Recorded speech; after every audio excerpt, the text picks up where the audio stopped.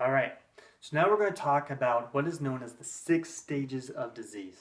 Now, this is a principle shared in Ayurvedic medicine and applies both to our body, but also applies to our relationships.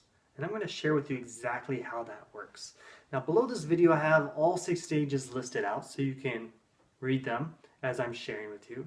But I also recommend that you write these out and then also write where, because I'm going to share with you where are healthy food cravings or healthy impulses in a relationship, as well as when do you start experiencing unhealthy cravings or unhealthy impulses and desires in a relationship. Okay, so first, understanding the 6 stages, it's very simple. Maybe for your body, you're eating certain foods that are creating toxins and imbalances in your body. And so those toxins, they accumulate and they grow in the body. And that as they accumulate, you begin aggravated. You start feeling sluggish. You start having lower energy. Other symptoms begin to arise. And eventually, the accumulation gets to so high that it spills over and travels through the body, lodges itself in a weak area of the body, then manifests as a full-on disease, which is often at that time a chronic condition. And once it's there, it's a little more challenging to reverse the disease process, but it's very possible, and it's just about bringing yourself back into balance. Right? Now, in the beginning stages of this process, when you're just accumulating the toxins and you're starting to feel aggravated, our body will naturally crave foods to bring itself back into balance. And so we call those healthy cravings. You may crave more exercise or other activities that your body is asking and wanting to bring itself back into balance.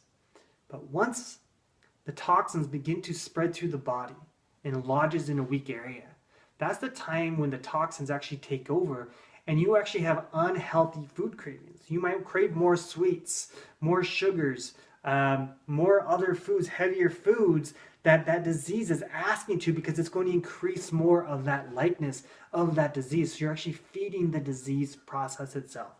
So earlier stages, healthy cravings. Later stages, unhealthy cravings.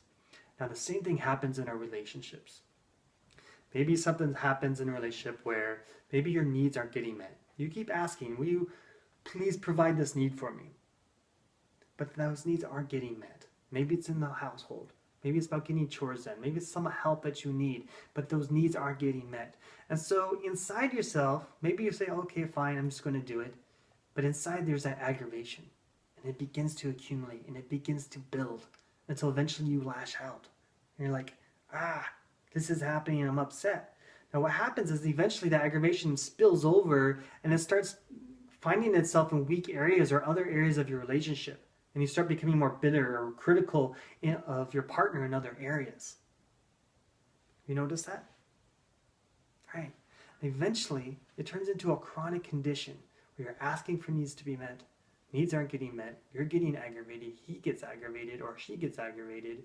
And this whole process starts over. And it becomes an unhealthy relationship. And normally in those later stages, you have more reactive responses. So that's like an unhealthy craving. You have unhealthy responses. You're reacting to your partner.